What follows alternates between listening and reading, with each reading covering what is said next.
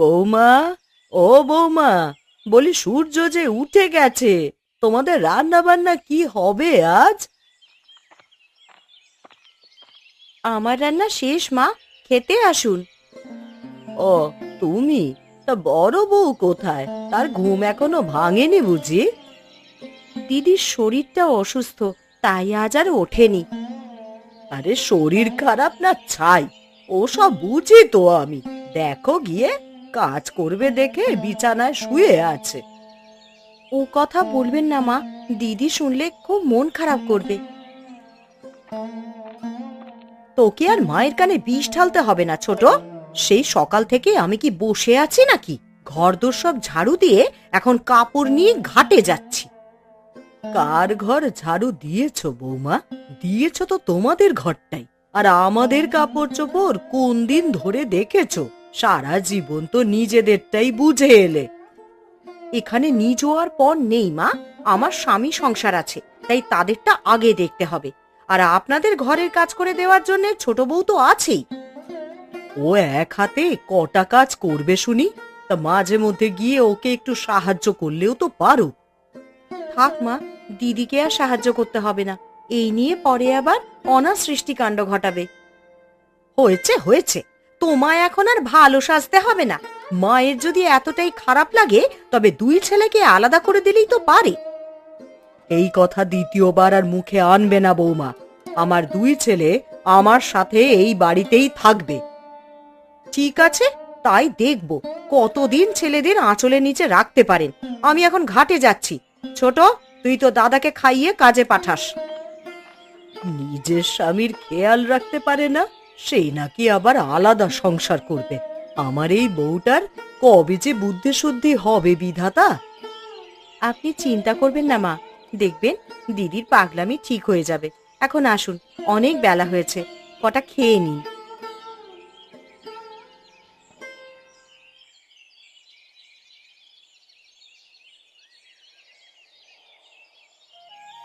তোমাকে আর একটু মাছ দেব?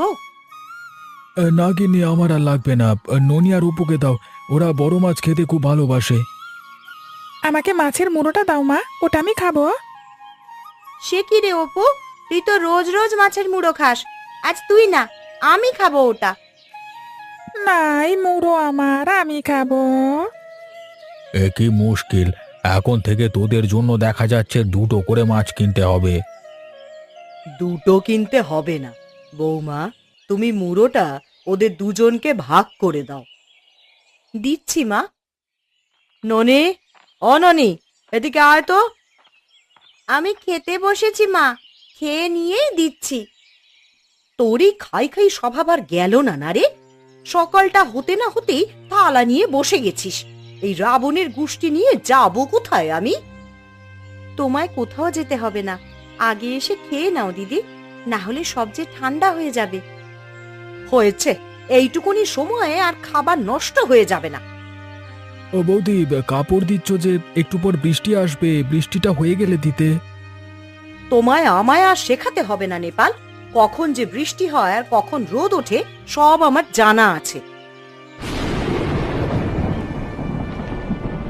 এই দেখো, আমি বলতে না বলতেই বৃষ্টি শুরু হয়ে গেছে। সব তোমার জন্যই হয়েছে ঠাকুরপো। তুমি কেন যে বৃষ্টির কথা বলতে গেলে? আয় বিধাতা, এই পাগলকে নিয়ে আমি কোথায় যাব? ও বৌমা, কাপড়গুলো নিয়ে ঘরে এসো, বৃষ্টিতে ভিজে আবার ঠান্ডা লাগাবে তো।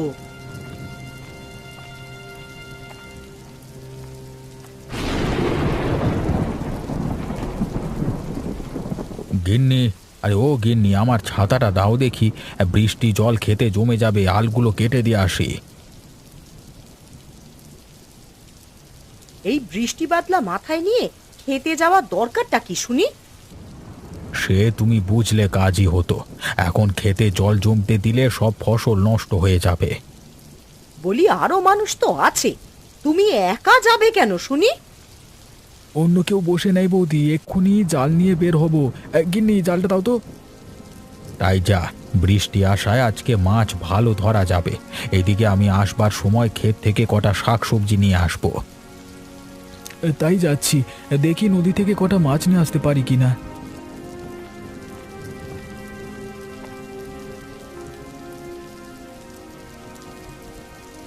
যাক বাবা, দুই ভাইকে সকালের খাবার খাইয়ে বিদেয় করলাম।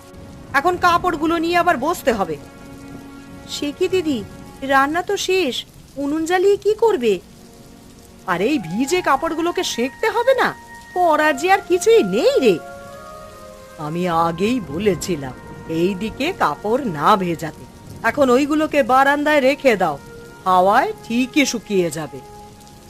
তাই কর রে ছোট, আমি একটু বেরোবো, দেখি ঘোষেদের বাগান থেকে কটা আম কুড়িয়ে আনতে পারি কিনা। ও কাজ করো না বৌমা, ভুলে যেও না তুমি এই গাঁয়ের বউ। ওসব আম কুড়ানো জাম কুড়ানো তোমাকে মানায় না। বেশ, আমি না যেতে পারি, ননি আর অপুকে তো পাঠাতে পারবো, ওরা তো আর এই গাঁয়ের বউ নয়। দিদি তুমি পারো বটে, কটা আমই তো, ছেড়েই দাও না। ওসব কাঁচা পাকা আম দিয়ে আচার বানানো যাবে ছোট, তখন তো তুমি আর ভাগে কম নেবে না। ননি, ও ননি, এদিকে আয় তো মা। তোমার যা ইচ্ছে করো, আমি এসবের মধ্যে নেই। আমাকে ডেকেছো মা? হ্যাঁ রে, যা তো একটিবার ওই ঘোষদের আম বাগানে যা, কটা আম পেলে নিয়ে আসিস। না না মা, আমি ওদিকে যেতে পারবো না। ওই ঘোষ গিন্নির যা মুখ, আমাকে বলে কি না আম বাগানে দেখলে গাছের সাথে বেঁধে রাখবে। তাই নাকি? ঘোষ গিন্নি তোকে এই কথা বলেছে? দাঁড়া, আজ ঘাটে পাই ওকে, মুখে একেবারে জামা ঘষে দেব। সে তুমি দিওক্ষণ, এখন আমি গেলাম, অপুকে নিয়ে পুতুল খেলবো। চলো না দিদি, কটা আম কুড়িয়ে নিয়ে আসি। ওগুলো তো পরে নষ্টই হবে। ঠাকুমার হাতের আমের আচার খেতে খুব মজার হয়। ঠিক আছে, তুই যাবি যখন চল, তবে ঘোষ গিন্নি যদি ধরে ফেলে সে দায় কিন্তু আমি নেব না। যা মা যা, আমি বরং ঝুড়িতে এনে দিচ্ছি, কটা আম কুড়িয়ে নিয়ে আয়।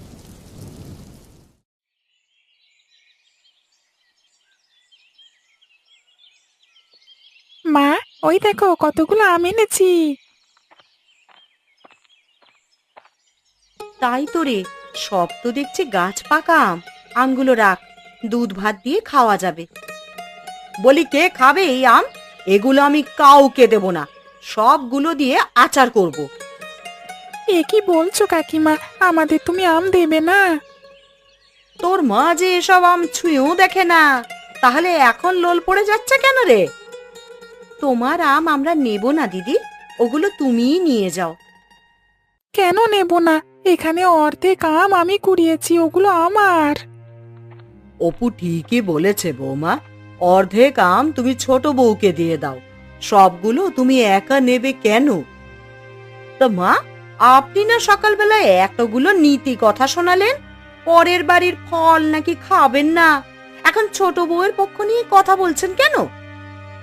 আমরা না খাই, অপু আর ননি আছে, ওরা খাবে, না হলে তো সবগুলো আম তোমার ওই রাক্ষসে পেটে গিয়ে পড়বে। কি, আমি রাক্ষসী? এই আমের জন্য এত বড় কথা শুনতে হলো? খাবই না আমি এই আম। কেন মা, আমরা আমাদের ভাগ ছাড়বো কেন? ওই আম আমরা ভাগাভাগি করে নেব। তাই নে দাদু ভাই, তাই নে।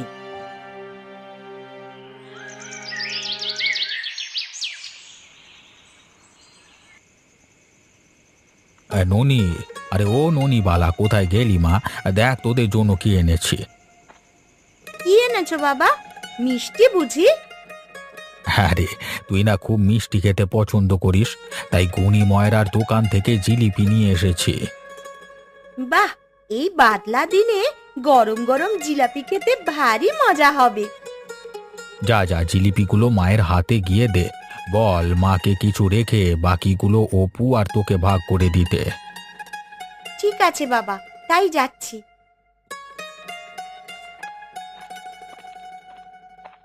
কি ব্যাপার গিন্নি, তোমার আবার কি হলো? এভাবে ফ্যাল ফ্যাল করে তাকিয়ে রইলে কেন? জিলাপিগুলো ওই ঘরে পাঠাতে হলো কেন? সবকিছুই কি ওদের ভাগ করে দিতে হবে? কি যে বলো গিন্নি, ও ঘরে অপু রয়েছে, ওদের ছাড়া খাবো কি করে বলো তো? ওরা ঠিকই লুকিয়ে লুকিয়ে আমাদের রেখে খায়। কি হলো বলো তো তোমার? হঠাৎ করে আজ এ কথা বলছো কেন? এক ঘরে কিছু আনলে ভাগ করে দেওয়ার রেয়াজ তো আমাদের আজকের না।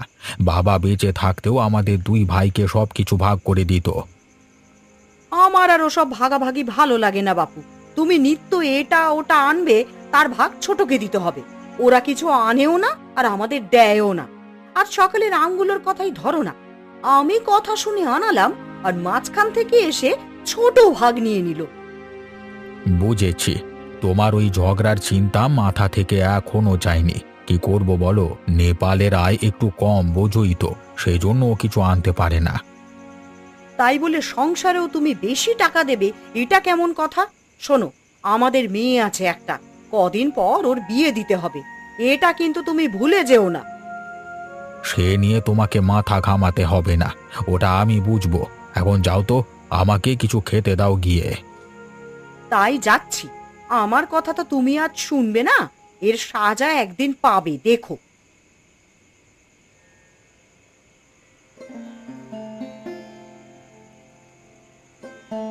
গোপাল নেপালকে ভাত দাও বৌমা, ওদের পাত যে খালি হয়ে গেছে। আপনাকে বলতে হবে না মা, সে খেয়াল আমার আছে। খেয়াল যে কত আছে তা তো টেরই পাচ্ছি। নিজেরটা ছাড়া তো আর কোনো খেয়ালই থাকে না তোমার। দেখলি জয়া, দেখলি মা কিভাবে অপমান করলো আমায়। আমি নাকি নিজেরটা ছাড়া অন্য কারো ভালো আর চাই না। আহ গিন্নি, চুপ করো তো। আমরা আছি এক চিন্তায়, তার উপর তোমরা ঝগড়া শুরু করেছো। সে কি দাদা, কি হয়েছে আবার? বর্ষার জলে আমাদের সব ফসল নষ্ট হয়ে গেছে, একটা ফসলও ঘরে তুলতে পারবো না। এ কি অলক্ষণে কথা রে, এখন কি উপায় হবে বাছা? আর কি হবে, এই জমি আবার চাষ করতে হবে। হ্যাঁ হ্যাঁ, তাই করুন। যত তাড়াতাড়ি চাষ করবেন তত তাড়াতাড়ি ফসল উঠবে। চাষ যে করবো সে টাকা তো আমার কাছে নেই গিন্নি। দাদা না হয় তারগুলো চাষ করে ফেললো, আমি কিভাবে বীজ কিনবো? গোপালের কাছ থেকে আপাতত কটা টাকা ধার নে, পরে ফসল উঠলে দিয়ে দিস। সে আর এমন কি, আমার জমি চাষ করলে তোরগুলো পতিত থাকবে না। বেশ, তবে কাল থেকে আবার কাজ শুরু করব। তুমি চিন্তা করো না দাদা, মানে টাকা না দিতে পারলেও তোমার জমিতে গায়ে খেটে আমি শোধ করে দেব দাদা।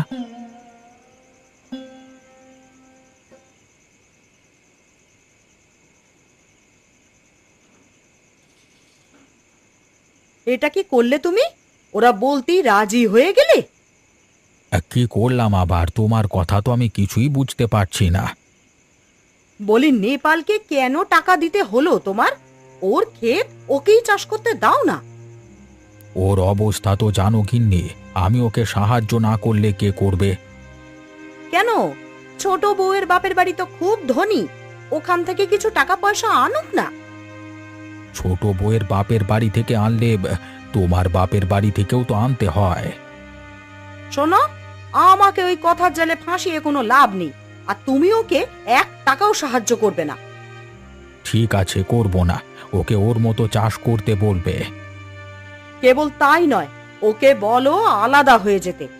আমি আর এই বাড়িতে ওদের সাথে এক পাতে থাকতে পারবো না বাপু। এর মধ্যে আলাদা হওয়ার কি আছে গিন্নি? তুমি তো জানো গোপালের বাড়ির ভাগ অপুর অসুখের সময় আমাদের কাছে বিক্রি করে দিয়েছে। আলাদা হওয়ার কথা বললে কি ওরা এই বাড়িতে থাকবে? আমি তো এটাই চাই, ওরা যত তাড়াতাড়ি বিদেয় হবে তত মঙ্গল। সংসারের বাজার খরচ থেকে শুরু করে সব কিছুতেই ওদেরকে তোমাকে সাহায্য করতে হয়। একবার আপদ বিদেয় হলে আমাদের কত টাকা বাঁচবে দেখেছো? তাই বলে ওদের চলে যেতে বলবো? বলতে হবে, না হলে একদিন আবার বাড়ির ভাগ চেয়ে বসবে। আর তোমার যা নরম মন, বলে বসলে আর না তো করতে পারবে না। বেশ, তুমি যখন বলছো আমি বলবো ওদের। কালকেই বলতে হবে, কথাটা যেন মনে থাকে।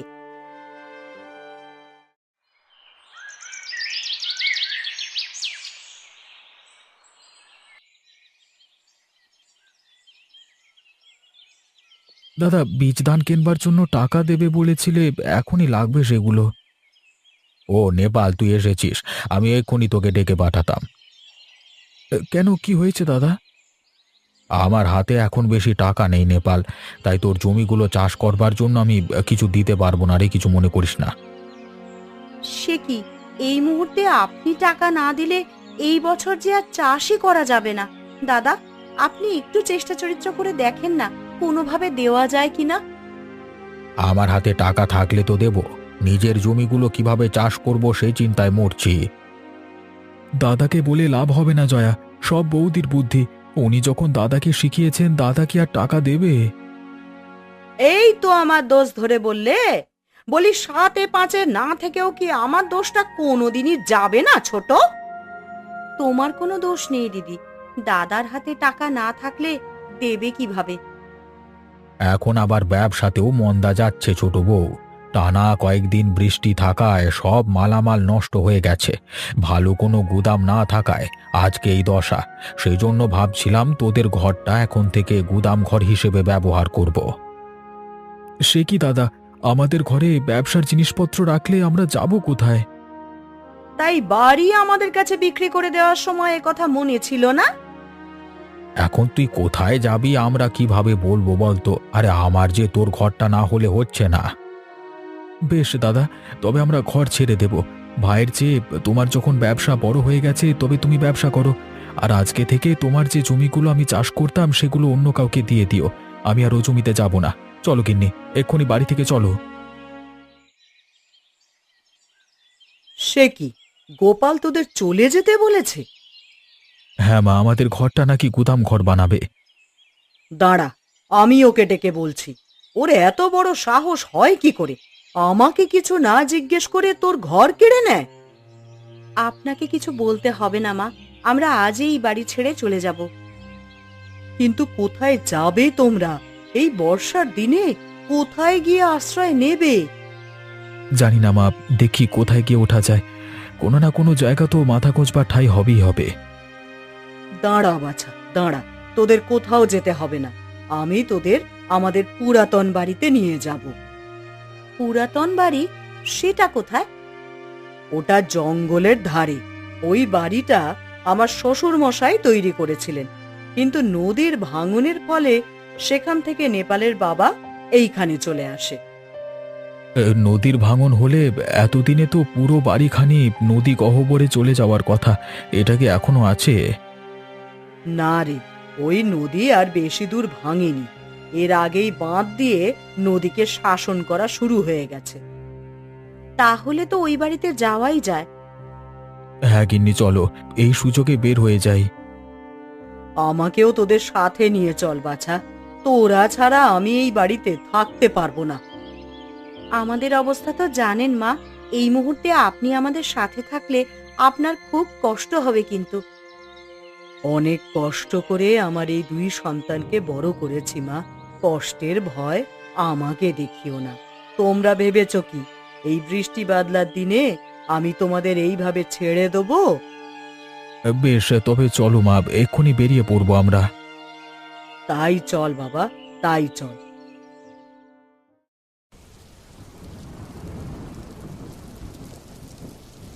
দেখেছো বৌমা, বৃষ্টিটা কিভাবে নেমেছে?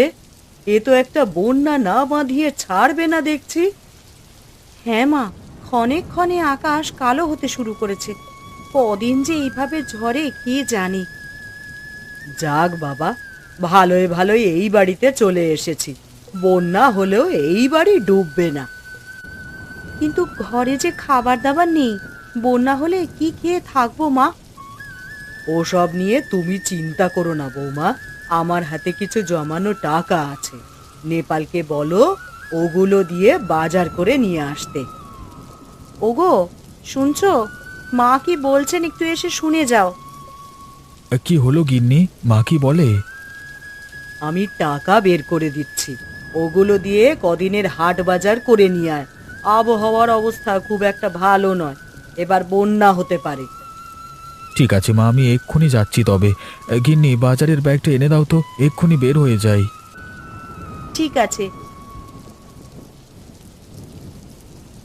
যাক বাবা, অবশেষে আপদ বিদেয় হয়েছে। এখন যে কি শান্ত লাগছে বাড়িটা। সে তুমি যাই বলো, মায়ের জন্য মনটা বড় হু হু করছে গো। এই দুর্যোগের দিনে ওরা কোথায় গেছে কে জানে। মাকে নিয়ে এত ভেবো না তো, অনেকবার তো বললে থেকে যেতে, তোমার কথা শুনেছে তখন। মা দেখো দেখো, কতগুলো মাছ নিয়ে এসেছি। তাই তো রে, তা কোথায় পেলি এই মাছ? আমাদের বাড়ির সামনে থেকে মা, ওখানে অনেক মাছ আছে। আমাদের ঘরের সামনে থেকে? বলিস কি রে, ওখানে তো পুকুর ঘাট কিছুই নেই। ওখানে জল উঠে গেছে মা, সবার বাড়িতে জল উঠে গেছে। জল উঠে গেছে মানে? বাড়ির সামনে জল উঠে গেলে তো বন্যা হয়ে যাবে রে।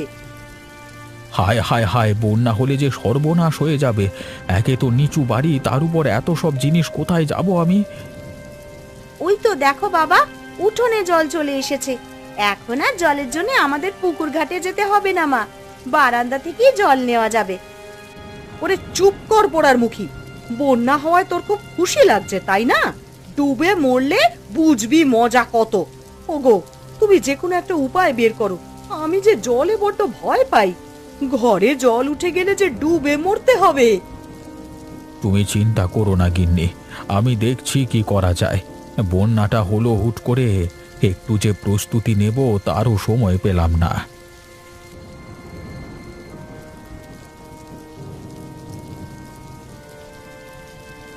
গিন্নি, গিন্নি কোথায় গেলে? এতক্ষণে এলি তুই? দাঁড়া, বৌমাকে ডেকে দিচ্ছি। বৌমা, ও বৌমা, একটু দেখে যাও তো। বাজার করতে এত সময় লাগে? আমরা সেই কখন থেকে অপেক্ষা করছি। তাড়াতাড়ি আসবার উপায় ছিল না গিন্নি, গায়ের পথঘাট জলে ডুবে গেছে, জলের মধ্যে হাঁটাই যাচ্ছিল না গো। যাক, আমাদের বাড়িটা উঁচু বলে এই যাত্রায় বেঁচে গেলাম। কিন্তু আমার গোপালের জন্য খুব চিন্তা হচ্ছে বৌমা। ওই বাড়িটা যে নিচু, এই জলে নিশ্চয়ই ডুবে গেছে। হ্যাঁ মা, আমাদের বাড়ি ডুবে গেছে। এই জলে দাদারা কি করছে কে জানে। ওগো, তুমি গিয়ে ওদের নিয়ে এসো। বৌদি সাঁতার জানে না, জল দেখলেই অজ্ঞান হয়ে যায়। কিন্তু যাবো যে, নৌকা তো নেই, এতগুলো মানুষ নিয়ে আসবো কিভাবে? কলা গাছের ভেলা বানিয়ে নিয়ে এসো বাবা। ঠিক বলেছিস অপু, কলা গাছের ভেলা বানালে নৌকার কাজ করবে। তবে তাড়াতাড়ি বাড়ির পেছন দিকে যা, সেখানে অনেক কলা গাছ আছে, ওগুলো কেটে নিয়ে আয়। তাই যাচ্ছি মা। ও কিন্নি, বাজারগুলো ধরো, আর কলা গাছ কাটবার জন্য কিছু একটা দাও তো। তুমি দাঁড়াও, আমি এক্ষুনি নিয়ে আসছি। ওগো, এ জল যে একেবারে খাট ছুঁয়ে ছুঁয়ে করছে গো, এই কিছুক্ষণের মধ্যেই তো বিছানা ভিজিয়ে ফেলবে। তোমাকে তো বলেছিলাম সাঁতরে উঁচু কোথাও চলে যাই, কিন্তু তুমি তো এই খাট থেকে নামতেও চাচ্ছ না। সাঁতার জানি না, কিছু না, জলে নেমে মরবো নাকি গো? কতবার বললাম একটা নৌকা আনতে, তাও তো পারলে না। ও বাবা, চলো না সবাই মিলে ঘরের চালায় উঠে যাই, জল বাড়লে যে এখানে ডুবে মরতে হবে। তাই করতে হবে রে মা, এছাড়া তো উপায় দেখতে পাচ্ছি না। দাদা, আরে ও দাদা, বাড়িতে আছো? ওই তো নেপাল এসেছে। নেপাল, নেপাল, আমরা ঘরে আটকে গেছি রে। ওরে তাড়াতাড়ি আমাদের এখান থেকে উদ্ধার কর ভাই। আমরা তোমাদের নিতেই এসেছি দাদা, চলো চলো তাড়াতাড়ি আমাদের পুরাতন বাড়িতে চলো। তা যাবে যে, নৌকা এনেছো? আমি কিন্তু বাবু সাঁতার জানি না। তোমার জন্য নৌকা পাইনি বৌদি, কলা গাছের ভেলা নিয়ে এসেছি। অবশ্য ভেলায় তোমার ভার সইবে কিনা কে জানে। আমাদের ভেলায় উঠতে হবে না, তোর বৌদিকে তুলে আমরা সাঁতরে চলে যাব। আমার এত ওজনও হয়নি যে ভেলা নিয়ে ডুবে যাব। চল ননি, তাড়াতাড়ি জিনিসপত্র নিয়ে ভেলায় গিয়ে বস। জিনিস নিতে হবে না বৌদি। তাই যাও গিন্নি, গিয়ে ভেলায় বসো। তোমরা তাড়াতাড়ি চলে এসো কিন্তু, না হলে জিনিসপত্রের লোভে আবার ডুবে মরবে শেষে।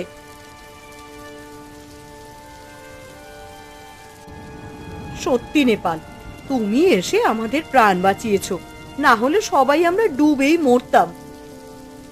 আমরা যখন এসেছি তখন ডুবে মরবে না কেউ। আজকে দেখলে তো, ভাইকে কেন এতদিন ছাড়তে চাইনি। ভাই ছাড়া দুনিয়াতে আর কেউ আপন নয়। হ্যাঁ গো, আমার ভুল হয়ে গেছে। তোমাদের দুই ভাইকে আলাদা করা একদম ঠিক হয়নি। যাক, মা অবশেষে বুঝেছে আজ থেকে আর ভাগের সংসার নয়, আমরা সবাই একসাথে থাকবো। তাই হবে। জল নামলে সবাইকে নিয়ে আবার এই বাড়িতে চাঁদের হাট বসবে। এখন চলো সবাই, জল বাড়লো বলে।